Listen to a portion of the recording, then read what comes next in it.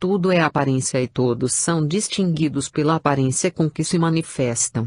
Os racionalistas são postos à margem, por falta de equilíbrio. De fato, entre gente que não raciocina, os que raciocinam não podem deixar de estar sós, são os desequilibrados do círculo. Esse estrabismo hereditário impedia os judeus de reconhecerem Jesus como Cristo, e João Batista, como seu precursor, assim como impede, hoje, a recepção do Espírito da Verdade, encarregado de guiar-nos na estrada direta do progresso que temos de atingir para nossa própria felicidade. As Escrituras tanto falavam de João Batista como de Jesus, mas as Escrituras eram desconhecidas das passadas gerações, como desconhecidas são da atual. As partes das Escrituras entregues ao povo eram falsas interpretações do verbo dos profetas, traduções feitas por votos e dependentes sempre de uma maioria servil e condicional, composta de sacerdotes e rabinos da lei. De modo que, nem pelas Escrituras o povo podia chegar ao conhecimento dos dois vultos extraordinários que percorriam a Galileia, um pregando arrependimento, outro ministrando aos sedentos de justiça a nova lei do amor que os vinha redimir do mal.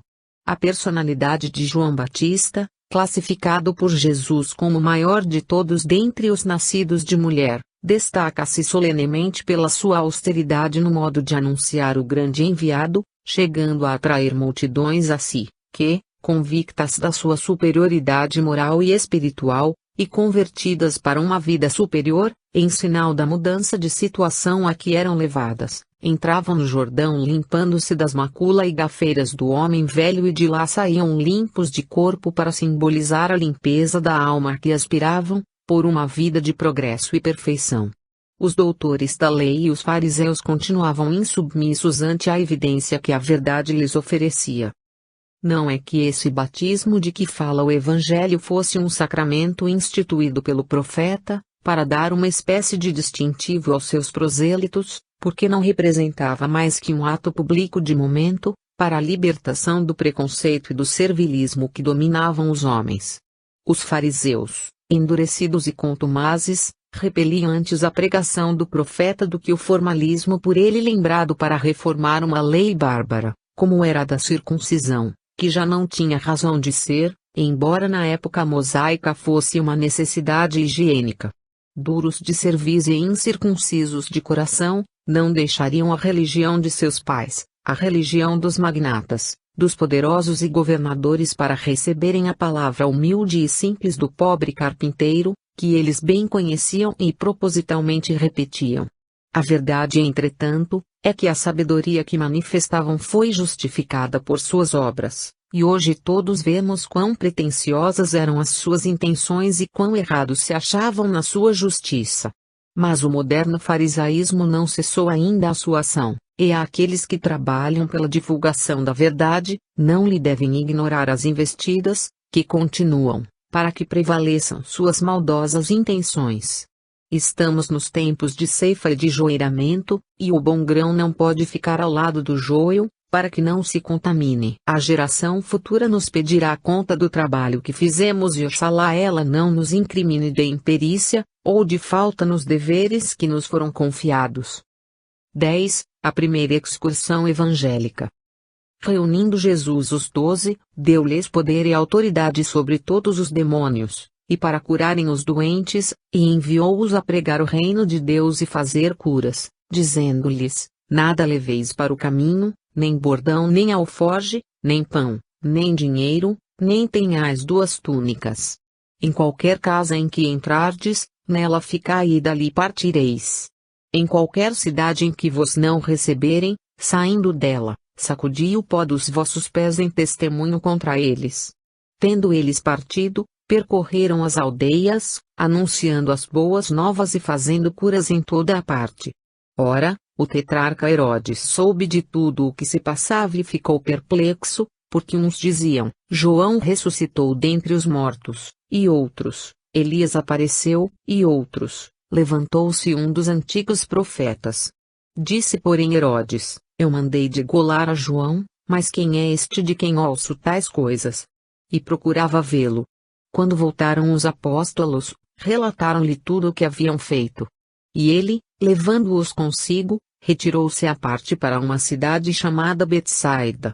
Lucas 9, 1-10. A primeira viagem evangélica que os 12 fizeram, leia uma excursão preparatória, uma viagem de instrução que Jesus lhes fez empreender, para terem um exemplo do que seria depois sua vida pública no exercício do apostolado. Essa excursão, pelo que se nos depara no Evangelho, foi rápida. Premeditada por Jesus, que, certamente, lhes designara os lugares que deveriam visitar, e as casas em que deveriam hospedar-se. Eles de nada teriam necessidade, pois seriam recebidos e obsequiados por amigos do Mestre, ou por pessoas de sua simpatia e que dele, com certeza, teriam recebido benefícios. É preciso não esquecer que, nessa ocasião, Jesus já havia percorrido diversas cidades, onde semeara o bem, curara enfermos, etc. Jairo, por exemplo, já devia ao Senhor a ressurreição de sua filha, o centurião havia visto a cura do seu servo, a viúva de Naim, a de seu filho, muitos endemoniados tinham recebido a cura, e muitos ensinos e parábolas haviam sido propostos. Estas considerações são dignas de nota, para que não pareça que Jesus, ignorado e desconhecido de todos, mandasse aqui e ali seus discípulos, também desconhecidos de todos, a fazerem prodígios e se hospedarem na primeira casa que lhes aprouveisse. Este caráter miraculoso pelo qual tem sido interpretado o Evangelho, é infenso ao espírito do cristianismo que não toma o reino do céu por violência, mas ensina que todos obtêm o reino pelo trabalho, inteligência, humildade e o amor. Como dissemos, a viagem dos apóstolos foi rápida, e o Evangelho não relata o resultado que os 12 tiveram dessa excursão. Limita-se o evangelista Lucas a dizer que quando voltaram os apóstolos, relataram a Jesus tudo o que haviam feito, e então o Mestre levou-os consigo para uma cidade chamada Betsaida. Na missão dos 70 sabe-se que o sucesso foi estrondoso, pois a narrativa diz que eles regressaram com alegria e disseram terem feito isto e aquilo. Seja como for, devemos concluir que os 12 apóstolos eram médiuns de vários efeitos, do contrário não poderiam ser escolhidos por Jesus para produzirem fenômenos que só com o auxílio da mediunidade podem ser produzidos. Quem será capaz de curar enfermos e expelir demônios sem ter mediunidade, desde que é por meio dessa faculdade que podem os espíritos superiores agir em benefício deste ou daquele? E qual influência poderia simbolizar o pó das cidades rebeldes nos sapatos dos 12, se eles não tivessem faculdades mediúnicas infensas até a certas influências de meio? O Espiritismo vem esclarecer agora muitos segredos escondidos nas dobras do espírito, revelando-nos os meios para nos livrarmos de muitos males. Estudando-o com atenção, não só contaremos com a imortalidade, mas veremos desde já a vida eterna. 11. As multiplicações dos pães. Primeira multiplicação. Jesus, levando os apóstolos consigo, retirou-se à parte para uma cidade chamada Betsaida. Mas ao saber disto, a multidão seguiu-o, e Jesus, acolhendo-a, falava do reino de Deus, e sarava os que necessitavam de cura. O dia começava a declinar e, aproximando-se de Jesus os 12, disseram, despede a multidão para que, indo às aldeias e sítios vizinhos, se hospedem e achem alimento, pois estamos aqui num lugar deserto. Ele, porém, lhes disse, dai-lhes vós de comer. Responderam eles, não temos mais do que 5 pães e 2 peixes, a não ser que devamos ir comprar comida para todo esse povo. Pois eram quase 5.000 homens. Então disse aos seus discípulos, fazei-os sentar em turma de cerca de 50 cada uma. Assim o fizeram, e mandaram a todos sentar-se. E tomou Jesus os 5 pães e os 2 peixes, e, erguendo os olhos ao céu, os abençoou e partiu, e entregou-os aos discípulos, para que os distribuíssem pela multidão. Todos comeram e se fartaram, e foram levantados 12 cestos de pedaços que lhes sobejaram. Lucas 9, 10-17, primeira multiplicação. Jesus, ouvindo isto, retirou-se dali numa barca para um lugar deserto, à parte, e quando as multidões o souberam, seguiram-no das cidades por terra. Ele ao desembarcar viu uma grande multidão, compadeceu-se dela e curou os enfermos. À tarde, aproximaram-se dele os discípulos dizendo: Este lugar é deserto e a hora é já passada, despede, pois, as multidões, para que indo às aldeias, comprem alguma coisa para comer. Mas Jesus lhes disse: Não precisam ir, dai-lhes vós de comer. Replicaram-lhe: Não temos aqui senão 5 pães e 2 peixes. Disse ele: Trazei-mos cá. E tendo mandado à multidão que se assentasse à relva, tomou os 5 pães e os 2 peixes, e, erguendo os olhos ao céu, deu graças, e, partindo os pães, entregou-os aos discípulos e os discípulos entregaram-nos à multidão. E todos comeram e se fartaram, e do que sobejou levantaram 12 cestos cheios de pedaços. Ora, os que comeram foram cerca de 5.000 homens, além das mulheres e crianças. Mateus, 14, 13-21. Segundo a multiplicação, chamando Jesus a seus discípulos, disse: Tenho compaixão deste povo, porque há 3 dias estão sempre comigo e nada têm que comer. Não quero despedi-los em jejum, para que não desfaleçam no caminho. Disseram-lhe os discípulos: Onde encontraremos neste deserto tantos pães para fartar tão grande multidão? Perguntou-lhes Jesus: Quantos pães tendes? Responderam: 7 e alguns peixinhos. E tendo mandado o povo que se assentasse no chão, tomou os 7 pães e os peixes e, dando graças, partiu-os e entregou-os aos discípulos, e os discípulos entregaram-nos ao povo. Então todos comeram e se fartaram, e do que sobejou levantaram 7 alcofas cheias de pedaços. Ora, os que comeram foram 4.000 homens, além de mulheres e crianças. E despedindo o povo, Jesus foi para os confins de Magadã. Mateus 15, 32-39. Primeira multiplicação. Ao desembarcar, viu Jesus uma multidão de homens e compadeceu-se deles, porque eram como ovelhas sem pastor, e começou a ensinar-lhes muitas coisas. Como a hora fosse já adiantada, chegaram-se a ele os discípulos dizendo: Este lugar é deserto, e já é muito tarde, despede-os para que vão aos sítios e aldeias circunvizinhas comprar para si alguma coisa. Mas Jesus disse-lhes: Dai-lhes vós mesmo de comer. Deveremos então, disseram eles, ir comprar 200 denários de pão e dar-lhes de comer? E ele lhes perguntou: Quantos pães tendes? E de ver. Depois de se terem informado, responderam: 5 pães e 2 peixes. Então mandou os discípulos que a todos fizessem sentar em grupos sobre a relva verde. E sentaram-se em turmas de 100 e de 50. E ele tomou os 5 pães e os 2 peixes e, erguendo os olhos ao céu, deu graças, e, partindo os pães, entregou-os aos discípulos para eles distribuírem-nos, e repartiu por todos os 2 peixes. Todos comeram e se fartaram, e recolheram 12 cestos cheios de pedaços de pão e de peixe. Ora, os que comeram os pães foram 5.000 homens.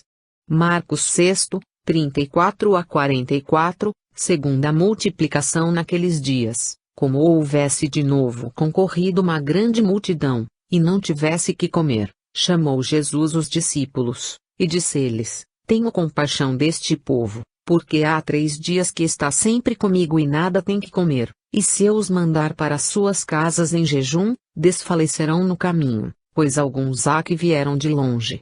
Disseram seus discípulos: Donde poderá alguém satisfazê-los de pão aqui no deserto? Ele perguntou: Quantos pães tendes? Responderam eles: 7. E ordenou ao povo que se assentasse ao chão, e tomando os 7 pães, depois de haver dado graças, partiu-os e entregou-os a seus discípulos, para que os distribuíssem, e eles os distribuíram pela multidão. Tinham também alguns peixinhos, e abençoando-os, mandou que estes igualmente fossem distribuídos. Todos comeram e se fartaram, e levantaram, dos pedaços que sobejaram, 7 alcofas. E eram perto de 4.000 homens. Depois Jesus os despediu. E entrando logo na barca com os seus discípulos, dirigiu-se para o território de Dalmanuta. S. Marcos 8, 110. Narrativa do evangelista João. Jesus atravessou o mar da Galileia, que é o de Tiberíades. Uma grande multidão seguia-o, porque tinham visto os milagres que operava nos que se achavam enfermos. Jesus subiu ao monte, e ali se assentou com os seus discípulos. A Páscoa, festa dos judeus, estava próxima. Jesus, então, levantando os olhos e vendo uma multidão que vinha a ter com ele, disse a Filipe: onde compraremos pão para lhes dar de comer? Mas dizia isto para o experimentar, porque ele sabia o que ia fazer. Respondeu-lhe Filipe: 200 denários de pão não lhes bastam, para que cada um receba um pouco. Um dos seus discípulos, chamado André, irmão de Pedro, disse-lhe: está aqui um rapaz que tem 5 pães de cevada e 2 peixes, mas o que é isto para tanto povo? Disse Jesus: fazei sentar o povo. Ora, havia naquele lugar muito feno. Sentaram-se, pois, os homens em número de 5.000. Jesus, então, tomou os pães e, tendo dado graças, distribuiu-os pelos que estavam sentados, e do mesmo modo os peixes, quanto queriam. Depois de saciados, disse Jesus a seus discípulos: recolhei os pedaços dos 5 pães de cevada, que sobejaram aos que haviam comido. Ora, quando o povo viu o milagre que Jesus fizera, disse: este é verdadeiramente o profeta que havia de vir ao mundo. João 6, 1-14. Todos os fenômenos, quando desconhecidos a sua procedência e o modo pelo qual se manifestaram, são inverossímeis. O mundo, desde o primeiro bruxulear da inteligência humana, tem sofrido os embates das negações inscientes de uns, e das afirmações dogmáticas de outros, de um lado o inverossímil, ou nada, do outro, o mistério e o sobrenatural. Leia-se a história das novas verdades, que tem concorrido com as suas luzes para nosso progresso, e dos novos descobrimentos que nos dão comodidade e bem-estar, e pergunte-se às gerações passadas se não lhes pareciam inverossímeis e até impossíveis. Que juízo se fazia do vapor, da telegrafia, da constituição do corpo humano, etc. O fenômeno da multiplicação dos pães tem sido assunto de intermináveis controvérsias entre os religiosos e os pregadores. Aqueles, não podendo negá-lo, pois faz parte integrante dos evangelhos, relegam-no para as esferas do milagre e do sobrenatural. Os materialistas, por sua vez, não podendo explicá-lo de acordo com a sua limitada ciência, negam-lhe a veracidade, porque as leis da natureza são inflexíveis e não se pode tirar alguma coisa donde só existe o nada. São muito cômodos estes processos, usuais entre os coriféus da religião e da ciência, afirmar sem provas, sem lógica e sem raciocínio, e negar sem exame e sem estudo, adotando para a discussão, unicamente os sofismas e a filosofia abstrata. Mas os argumentos capciosos de uns e outros estão em pleno desacordo com as teorias que eles professam. Os católicos e protestantes ficam impossibilitados de provar aos materialistas a multiplicação dos pães devido à falsa crença que professam, de ter sido o mundo feito do nada. Ora, como nada pode produzir, e do nada nada se pode tirar, Jesus não poderia tirar pães e peixes donde nada existisse de pães e de peixes, nem que elementos para confeccioná-los. A proposição é lógica e clara, e ninguém poderá demonstrar o contrário. O materialismo, a seu turno, como a sua ciência não admite o espírito e tudo é produto da força e da matéria, vê-se em duas conjecturas diante do fenômeno e não podendo explicá-lo, acha de melhor alvitre negá-lo. A multiplicação dos pães em face da religião e da ciência, não passa, portanto, de absurdo, justamente porque essas duas ramificações do conhecimento são constituídas sobre as bases do absurdo.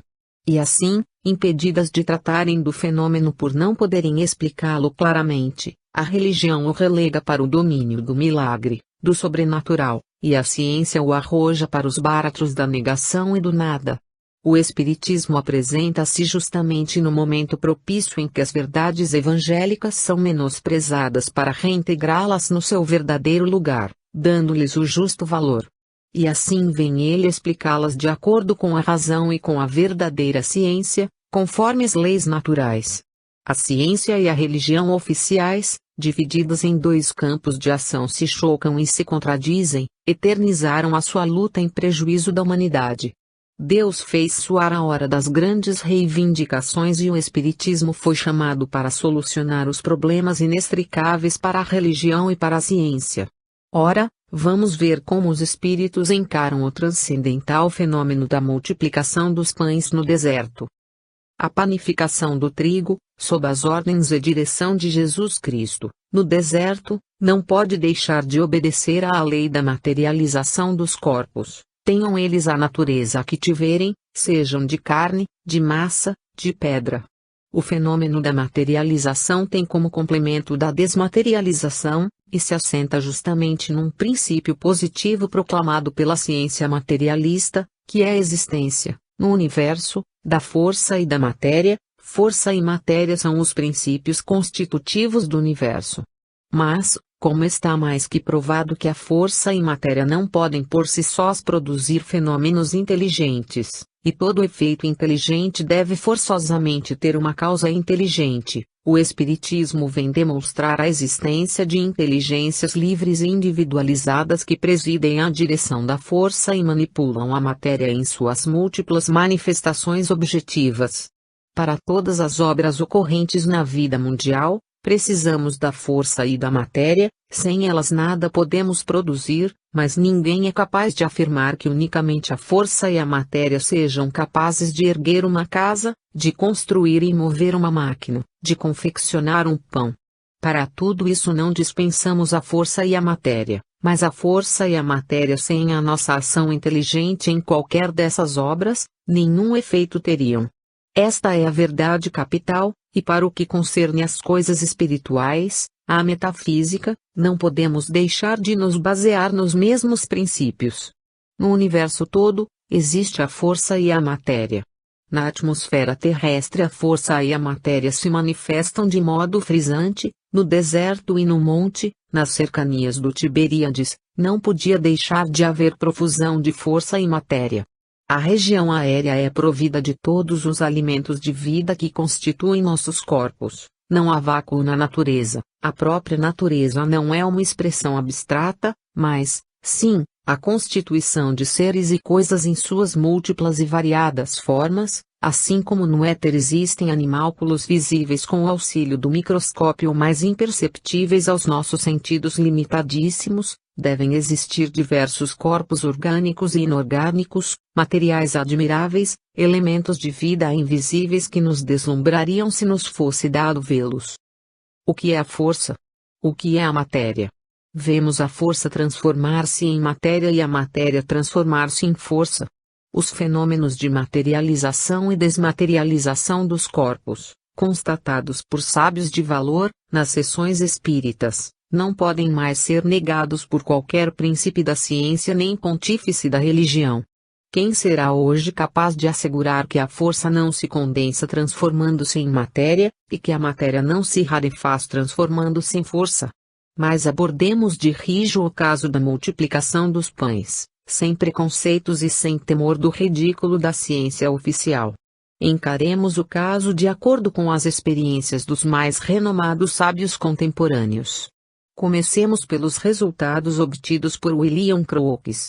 No seu relato na Quarterly Review, órgão da Academia de Ciências da Inglaterra, diz ele ter conseguido da entidade espiritual, que lhe proporcionava fenômenos, a introdução da fração de um grão de arsênico através das paredes de um tubo de vidro fechado a fogo, no qual ele havia posto água pura. Numa outra sessão, o espírito de Katia King permitiu que se lhe cortasse um cacho de cabelos, o que foi feito, cabelos que ela materializava e que cresciam em sua cabeça, e ainda noutra permitiu que se lhe cortasse pedaços do vestido que trazia, e a senhora Marriott, observando que o vestido ficara muito esburacado e teria necessidade de grandes consertos, ela replicou: "Vou mostrar-vos como trabalhamos no mundo dos espíritos." Ergueu parte de seu vestido e retalhou-o bem com a tesoura, deixando-lhe cerca de 40 buracos, depois exclamou: "Não é uma bonita peneira?" Estavam perto dela, viram-na então sacudir docemente a sua saia, e logo todos os buracos desapareceram sem subsistir o menor sinal. Crookes assinala ter cortado uma mecha de cabelos do espírito de Katia, que conservou por longo tempo. Enfim, Donde vinha o vestido de Cati? Não podia ser do médium, porque ela própria afirmara que do médium só auria a força vital, portanto, nem sempre ela tirava o seu corpo do médium. Russell Wallace, que fez experiências transcendentais, também afirma ter verificado produções de ervas e flores que não existiam na Europa. O espírito as traria da China. E possível, mas neste caso os pães da multiplicação também poderiam ter vindo do Egito ou de outro país. Os meninos Panseni, de Bari, que foram transportados à distância de 45 quilômetros, em 15 minutos, por várias vezes tiveram, no quarto em que se achavam presos, grande quantidade de doces, confeitos e bombons de todas as qualidades e trazidos, todos esses doces, por mãos invisíveis, sem que se soubesse como nem donde. Seriam feitos pelos espíritos? Seriam tirados de elementos atmosféricos, ou seriam transportados de alguma confeitaria? Não se sabe, mas sabe-se que os doces aí apareciam, como por encanto. Inúmeros são os casos de produções, por espíritos, de matérias comestíveis. Só os desconhece aquele que não estuda e não acompanha o movimento espírita, que se manifesta no mundo inteiro. Seria então ousada, como hipótese de trabalho, a afirmação de ter Jesus, com a colaboração de seus auxiliares espirituais e a dos seus discípulos, que eram médiums, materializado, confeccionado pães, com os elementos da natureza ao seu alcance. E se essa hipótese não se verificasse, no caso vertente não se poderia, em face dos fenômenos de transportes, cuja realidade é proclamada hoje em todos os países do mundo, afirmar que os pães da multiplicação foram também transportados para alimentar a multidão faminta que, naquela ocasião, seguia o Mestre, arrebatada pelas consoladoras esperanças que ele a todos proporcionara? Onde está o milagre? Onde está o impossível na efetivação desse fenômeno? Se a multiplicação dos pães fosse o fato único relatado na história, poder-se-ia ainda conceber a negação, contudo, fenômenos mais ou menos semelhantes são narrados por pessoas de valor e experimentadores insuspeitos, merecendo a aceitação dos psicólogos que estudam e pesquisam a vida em sua oculta fase espiritual. Há pouco o Sr. W. Asano, presidente da Sociedade Japonesa de Ciência Psíquica, fez, no Congresso Internacional Espírita, uma comunicação bem interessante sobre um velho analfabeto de mais de 60 anos, que mora no condado de Zé. Aos 9 anos fizeram-no discípulo de um Tengu, um espírito, ser misterioso do plano astral. De vez em quando esse Tengu o visita e o leva em viagem a diferentes lugares. Ele diz que em companhia desse ser super-humano pode percorrer várias centenas de milhas sem se cansar e em pouquíssimo tempo.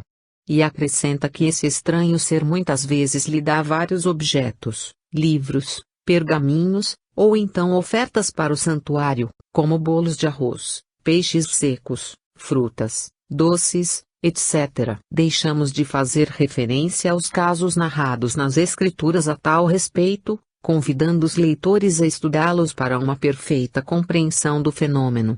Encarando o fato pelo lado moral, poder-se-ia fazer dele uma parábola demonstrativa dos poderes de Jesus e das regalias que o Mestre oferece a quem desinteressadamente o segue.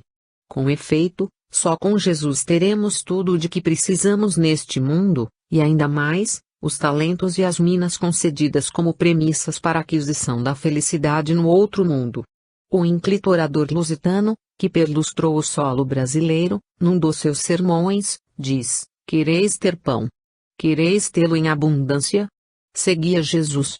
E o meio mais consentâneo com o espírito da religião, é aconselhar a todos os que sofrem e estão famintos, seguirem a Jesus.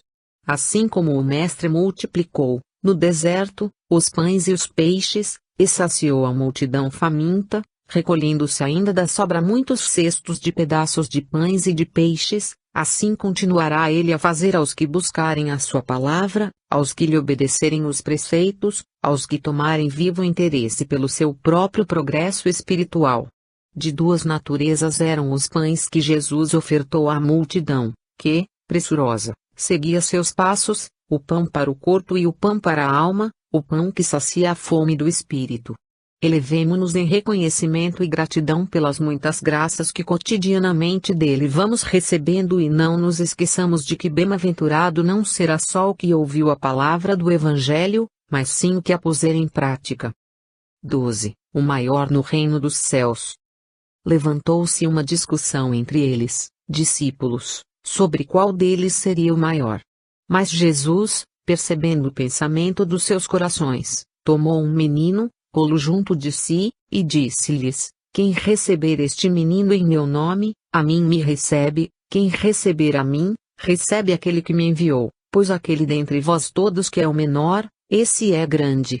Lucas 9, 46 a 48. Naquela hora chegaram-se os discípulos a Jesus e perguntaram: Quem é, porventura, o maior no reino dos céus?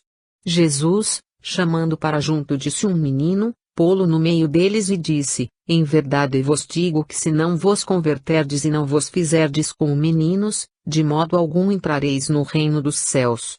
Quem, pois, se tornar humilde como este menino, esse será o maior no reino dos céus. E aquele que receber um menino, tal como este, em meu nome, a mim é que recebe, mas quem puser uma pedra de tropeço no caminho de um destes pequeninos que creem em mim, melhor seria que se lhe pendurasse ao pescoço uma grande pedra de moinho, e que fosse lançado no fundo do mar. Ai do mundo por causa dos tropeços. Porque é necessário que apareçam tropeços, mas ai do homem por quem vem o tropeço. Se a tua mão ou o teu pé te serve de pedra de tropeço, corta-o e lança-o de ti. Melhor é entrares na vida manco ou aleijado, do que, tendo 2 mãos e 2 pés, seres lançado no fogo eterno. Se o teu olho te serve de pedra de tropeço, arranca-o e lança-o de ti. Melhor é entrares na vida com um só dos teus olhos, do que, tendo 2, seres lançado na geena de fogo. Mateus 17, 1 a 10. Estando ele em casa, perguntou-lhes: Sobre que discorríeis pelo caminho? Mas eles se calaram, porque pelo caminho haviam discutido entre si qual deles era o maior. E sentando-se, chamou os 12 e disse-lhes: Se alguém quer ser o primeiro, será o último de todos, e servo de todos. E tomando um menino, pô-lo no meio deles e, abraçando, disse-lhes: Aquele que receber um destes meninos em meu nome, a mim é que recebe, e aquele que me receber, recebe não a mim, mas aquele que me enviou. Marcos 9, 33 a 37. O sinal característico da inferioridade moral é o julgar-se alguém superior aos seus semelhantes. Aquele que assim procede é um orgulhoso, um vaidoso, e a vaidade e o orgulho não têm guarida no reino nos céus. Nos tempos de Jesus essa mazela já se manifestava nos seus discípulos, lhes querendo tolher os passos para a entrada do reino dos céus. Eles já discutiam quem deveria ser o maior dos 12, querendo, cada um deles, exercer preponderância sobre os outros e, quem sabe, constituir-se em pontífice infalível. O orgulho é a tirania dos sábios e o pecado dos santos. Aqueles se iluminam de tal modo que chegam a petrificar a sua sabedoria. Estes tanto se maceram, tanto se comprimem, tanto fazem e desfazem que também chegam a petrificar a sua religião. Não é isto que vemos no catolicismo romano? Nesta associação, de fato, a religião petrificou-se em sacramentos, porque os sacramentos não passam de práticas materiais, petrificou-se em igrejas, pois as igrejas não são feitas de almas, mas de pedras, pedras cruas e pedras queimadas, e até metalizou a caridade, pois nada se faz na igreja sem o concurso do dinheiro. O fogo do orgulho e da vaidade tem chamas tão fortes que derreteu toda a humildade, toda a caridade, todo o amor a Deus, todo o desapego aos bens do mundo no sacerdócio católico, fazendo dessas virtudes uma argamassa de ouro e prata, que, fundidas em moedas, se constituíram no grande ideal da religião que domina hoje no mundo inteiro. Mestre, quem é dentre nós todos o maior no reino dos céus? Jesus, que via diante de si um menino humilde e bom, responde: Quem, pois, se tornar humilde como este menino, esse será o maior no reino dos céus. O menino não tinha, certamente, a pretensão de ser pontífice, não se julgava superior a quem quer que fosse. Muito criança e alheio à superioridade de mando e de poder, que tanto tem prejudicado as almas, se conservava humilde e dócil aos ensinos que Jesus ministrava ao povo. Sem espírito preconcebido, sem preconceitos de castas, nem de classes, ele se limitava a ser discípulo, e isto era justamente o que Jesus queria que fizessem seus discípulos, para um dia se tornarem grandes. Aquele que se humilha será exaltado, e o que se exalta será humilhado. Como poderiam, depois dessa sentença proferida pelos lábios do Senhor, serem exaltados aqueles discípulos que, antes mesmo de assumirem a sua missão, já discutiam e pleiteavam orgulhosamente a supremacia? Não se tornariam pedras de tropeço no caminho dos pequeninos, aqueles domésticos do Senhor que, desviados do posto de servos, pretendiam fazer-se senhores? E como poderiam os pequeninos crer em Jesus, se os seus apóstolos, em vez de humildes, fossem orgulhosos, em vez de desprendidos de si mesmos se mostrassem cheios de vaidade, egoístas, personalistas? Melhor seria que os presumidos e orgulhosos que se dizem ministros do Cristo, só por terem alisado os bancos de um colégio ou de um seminário, atassem uma pedra ao pescoço e se atirassem ao mar, em vez de se constituírem em pedras de tropeço e de escândalo, que impedem a entrada no reino de Deus. Melhor seria que nascessem de olhos fechados e só entrevissem o reino dos céus, do que terem os olhos bem abertos para se queimarem depois no fogo da geena. Não se pode ser apóstolo senão do Cristo e para o Cristo, não se pode ser maior do que o Mestre, não se pode ter mãos e pés, cérebro e coração, sabedoria, inteligência, sentimento, raciocínio senão para seguir a Cristo, exemplo vivo da humildade, que, justamente para melhor exemplificar esta virtude, segundo nos diz o evangelista João, no capítulo 13, tirou as suas vestes, cingiu-se com uma toalha, deitou água em uma bacia e lavou os pés de seus discípulos, inclusive daquele que depois veio a traí-lo. E para que se seja grande no reino dos céus, para que se seja o maior aqui da terra, é preciso que se siga o Cristo, que se ame o Cristo de coração, entendimento e alma, com todas as forças, conservando, todavia, a distância que necessariamente deve existir entre o mestre e o discípulo. 13. Jesus na aldeia dos samaritanos. Estando para se completarem os dias em que devia ser recebido no céu, manifestou a firme resolução de ir a Jerusalém, e enviou mensageiros adiante de si. Indo eles, entraram numa aldeia dos samaritanos, para lhes arranjar pousada, o povo porém, não o recebeu, porque o seu rosto era como o de quem ia a Jerusalém. Vendo isto, os discípulos Tiago e João, perguntaram: Queres que mandemos descer fogo do céu para os consumir?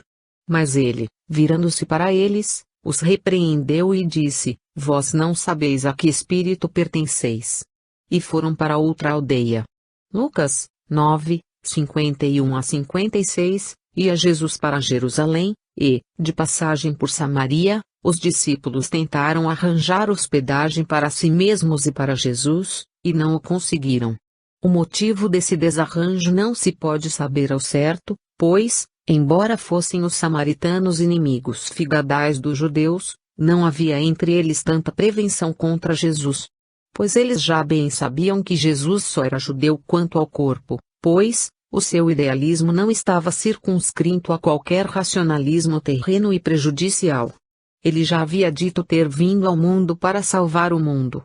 O Sermão da Montanha não é uma peça nacionalista, mas, sim, um monumental discurso universalista. Jesus, com efeito, naquela ocasião não tinha ido especialmente a Samaria, mas lá estava de passagem para Jerusalém. Sendo a hora, talvez, adiantada, os discípulos queriam, com certeza, dormir nessa cidade, para no dia seguinte empreenderem viagem para Jerusalém. A recusa dos samaritanos em dar hospedagem a Jesus e a seus discípulos prende-se, provavelmente, ao fato de terem estes querido permanecer por alguns dias naquela cidade, antes de se dirigirem a Jerusalém. Questão, talvez, de amor próprio, jacobinismo samaritano, pois, se Jesus ia pregar aos judeus em Jerusalém, por que não poderia fazê-lo em Samaria, a eles, samaritanos, em sua terra, em vez de ali estar só de passagem? É isso o que se pode deduzir do trecho evangélico, que diz: o povo, porém, não o recebeu, porque o seu rosto era como o de quem ia para Jerusalém. Os samaritanos eram espíritos muito ignorantes e birrentos, como, aliás, são quase todos os ignorantes, guardavam um ódio tradicional, hereditário aos judeus, a ponto de não manterem relações com quem, embora fosse liberal e tolerante, tivesse relação com os judeus. A história dos samaritanos pode se resumir no seguinte: o nome samaritano foi dado pelos judeus, nascidos no reino de Judá, à mistura dos cuteus, povo idólatra de além-Eufrates, mandado por Salmanasar, rei da Assíria, para repovoar Samaria e o seu território, com os israelitas das 10 tribos que ficaram no país e com as quais voltaram ao mesmo tempo que os judeus propriamente ditos, por concessão de Ciro. Os cuteus, depois de se conservarem idólatras por muito tempo, converteram-se à religião judaica.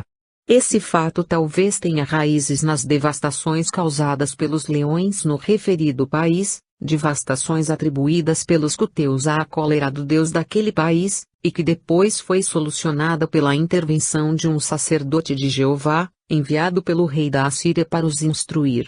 Mas, apesar da sua conversão, os samaritanos desfiguravam com algumas práticas o culto dos judeus fiéis à lei mosaica. Com certeza, daí é que nasceu o ódio dos judeus aos samaritanos, retribuído por estes na moeda corrente daquele tempo, olho por olho. As lutas de samaritanos e judeus estão registradas na história. Quando os judeus quiseram reedificar o templo de Jerusalém, os samaritanos lhes fizeram grande oposição, mas, como nada houvessem conseguido, levantaram outro templo, no Monte Garizim, atraindo vários dos judeus que não quiseram aceitar as reformas feitas por Esdras e Neemias. A aversão entre judeus e samaritanos tinha chegado ao auge quando Jesus Cristo apareceu na Judéia.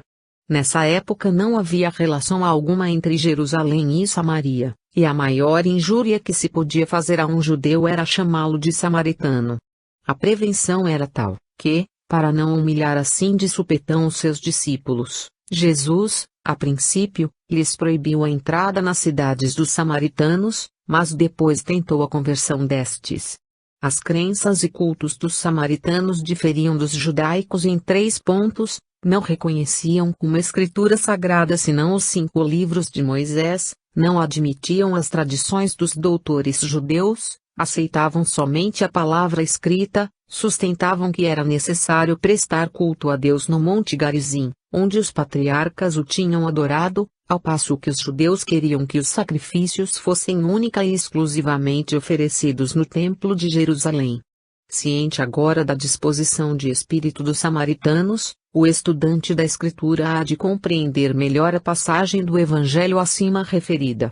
A ignorância é o grande mal social, e tão nociva, que chega a fazer repelir o Cristo e abraçar Belial. Este exemplo nos ensina que, as mais das vezes, não se repele a verdade por ódio à verdade e por descrença da verdade, mas para salvaguardar crenças hereditárias ou manter aceso um ódio secular. Foi o que se deu com os samaritanos, inimigos figadais dos judeus, não quiseram dar hospedagem a Jesus só porque o seu rosto era como o de quem ia para Jerusalém. De outro lado, Jesus nos ensina com a lição que deu a seus discípulos, a sermos pacientes, suportando o que nos parece um grande mal, mas que não passa do produto do atraso espiritual e obscurecimento mental de quem o pratica. Repreendendo a Tiago e a João, mostra-lhes quão desviados se achavam de seus ensinos, que ordenam pagar o mal que nos fazem, com o bem, e não exercemos vingança, porque a vingança, assim como as más ações, sempre pedem tributo a quem as incensam e cultivam. Os discípulos estavam a par dos antigos acontecimentos e do extraordinário poder dos profetas, que chegaram a produzir o fenômeno do fogo, como fez Elias, e não o puderam fazer os profetas de Baal. Já haviam tido notícias do incêndio de Sodoma e a devastação, pelas chamas, de Gomorra, onde só se salvaram Ló e suas 2 filhas, chegando a perecer também petrificada a mulher de Ló, que, posta em caminho, olhou para trás para ver o incêndio. Então, certos também dos grandes poderes que Jesus exercia sobre a terra e sobre o céu, consultaram-no se havia ou não conveniência de se incendiar também aquela cidade, pois azado era o momento. A resposta do mestre é característica: vós não sabeis a que espírito pertenceis. Sendo médiuns Tiago e João, como já dissemos, estavam eles sujeitos, cada qual, a um espírito, mas, não tendo nenhum deles a mediunidade do fogo, muito observada nos nossos tempos por fatos constatados, nenhum deles poderia, portanto, ser intermediário do espírito que produz esse fenômeno. A interpretação não pode ser outra. 14. A missão dos 70. Designou Jesus outros 70, e enviou-os de 2 em 2 adiante de si a todas as cidades e lugares, onde ele estava para ir. E disse-lhes: a seara, na verdade, é grande, mas os trabalhadores são poucos. Rogai, pois, ao Senhor da seara que envie trabalhadores para a sua seara. Ide, eu vos envio como cordeiros no meio de lobos. Não leveis bolsa, nem alforge, nem sandálias, e a ninguém saudeis pelo caminho. Em qualquer casa em que entrardes, dizei primeiro: paz seja nesta casa. E se ali houver algum filho da paz, repousará sobre ele a vossa paz, e, se não houver, ela tornará para vós. Permanecei naquela mesma casa, comendo e bebendo o que vos oferecerem, pois digno é o trabalhador do seu salário. Não vos mudeis de casa em casa. Em qualquer cidade em que entrardes, e vos receberem, comei o que vos oferecerem, curai os enfermos que nela houver, e dizei: está próximo a vós o reino de Deus. Mas na cidade em que entrardes, e não vos receberem, saindo pelas ruas, dizei: até o pó da vossa cidade, que se nos pegou aos pés, sacudimos contra vós, todavia sabei que está próximo o reino de Deus. Digo-vos que naquele dia haverá menos rigor para Sodoma, do que para aquela cidade. Lucas X, 1-12. O grande e divino missionário, em todas as suas primeiras excursões de apresentação do reino de Deus, foi precedido de enviados que anunciaram a sua vinda. O maior dentre estes todos foi João Batista, chefe dos profetas, que baixou a este mundo com a exclusiva missão de aparelhar o caminho, preparar os ânimos, esclarecer os espíritos para depois Jesus exercer com maior eficiência a sua tarefa sagrada. Vê-se muito bem que o colégio apostólico, de que faziam parte os 70, era uma congregação bem escolhida de profetas que, revestidos de todos os dons, abalaram as cidades da Palestina, distribuindo a mancheias os tesouros da misericórdia divina. Foram os grandes operários da espiritualidade, cheios de coragem e de austeridade, sulcaram as estradas de vila em vila, de aldeia em aldeia, sem se preocuparem com haveres, com roupa, com bolsas, com alforjes nem com sandálias, no cumprimento das ordens que receberam, já curando enfermos e levando a paz às multidões sufocadas pelas tribulações, já anunciando à viva voz e sem desejar outros valores, a chegada do reino de Deus, que deveria dominar os corações. Quantos ensinamentos belos colhemos nestas poucas linhas transmitidas pelo evangelista Lucas, o grande médico das gentes de outrora. Desinteresse, abnegação, sacrifício, mansidão, coragem, dignidade, humildade, amor, eis tudo o que Jesus recomendou aos novos pegureiros, para que se provessem, em sua excursão preparatória, do reino de Deus. Nada lhes deveria embaraçar a missão de que se achavam revestidos, bolsa, alforge, sandálias deveriam ser postos à margem, porque o céu os proveria de tudo aquilo de que viessem a necessitar, visto que é digno o operário do seu salário. Nem hospedarias, hotéis, pensões, deveriam preocupar a sua mente, visto que o Senhor Supremo, pelos seus mensageiros, lhes prepara a pousada ou alimento nas casas de algumas daquelas ovelhas desgarradas de Israel, que teriam, como o filho pródigo da parábola, de voltar ao redil cristão, satisfazendo, assim, a vontade do grande pastor de almas. E a divina caravana, semelhante a um exército, dividiu-se em 35 pelotões, atravessando morros e valados, serras e ravinas, campinas perfumadas pelos lírios e açucenas, confiantes na força indomável da sua fé, no valor insuperável da palavra imperativa que receberam e se esforçaram por desempenhar. O resultado foi de tanto sucesso que eles próprios chegaram a se maravilhar dos seus feitos. Que bela lição para os pusilânimes, e, mais ainda, para aqueles que, dizendo-se ministros de Deus, vivem no fausto e nas comodidades com os cofres cheios de ouro, com cruzes cravejadas de brilhantes, e, em vez da humildade que leva e dignifica, exaltam-se a ponto de dar as mãos e até os pés para serem beijados por seus semelhantes. Que bela lição para aqueles que só veem no ouro o meio de louvarem a Deus e que chegaram a transformar a religião numa feira de sacramentos. O espírito do cristianismo aí está, revivendo como a fênix que jazia sob o pó das igrejas e chamando a contas os maus obreiros que deixaram a seara em pepinão. E o espírito do cristianismo faz um apelo severo às inteligências porque é chegado o grande e terrível dia do Senhor, é chegado o supremo juiz que julgará aqueles que não tiveram misericórdia. 15. A volta dos 70. Voltaram os 70 cheios de alegria, dizendo: Senhor, até os demônios se nos submetem em teu nome. Respondeu-lhes Jesus: Eu via Satanás cair do céu como relâmpago. Eis aí vos dei autoridade para pisar de serpentes e escorpiões, e sobre todo o poder do inimigo, e nada de modo algum vos fará mal. Mas não vos regozijeis em que os espíritos se vos submetem, antes regozijais-vos em que os vossos nomes estão escritos no céu. Naquela hora exultou Jesus no Espírito Santo, e exclamou: Graças te dou a ti, Pai, Senhor do céu e da terra, porque escondeste estas coisas aos sábios e entendidos e as revelaste aos pequeninos. Assim é, Pai, porque assim foi do teu agrado. Todas as coisas me foram entregues por meu Pai, e ninguém sabe quem é o Filho senão o Pai, nem quem é o Pai senão o Filho e aquele a quem o Filho quiser revelar. E virando-se para os seus discípulos, disse-lhes em particular: Ditosos os olhos que veem o que vós vedes. Pois vos digo que muitos profetas e reis desejaram ver o que vedes, e não ouviram, e ouvir o que ouvis, e não o ouviram. Lucas, x. 17-24, a glória do Espírito está no cumprimento da sua missão, na execução da sua tarefa. Quando a tarefa é bem cumprida, a vitória representa o prêmio dos esforços despendidos. Saíram os 70, 2 a 2, de povoação em povoação e o resultado benéfico do seu trabalho não se fez esperar.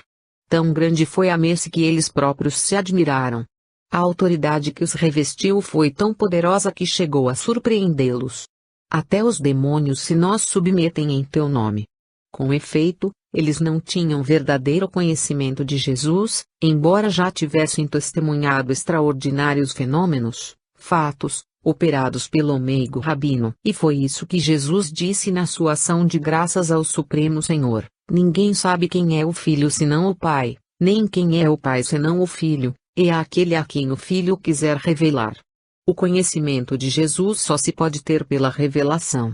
Uns dizem ser ele a segunda pessoa da Trindade, outros dizem ser um filósofo, outros, um grande iniciado, mas a revelação nos esclarece sobre a verdadeira natureza da grande individualidade que dirige a espiritualização mundial.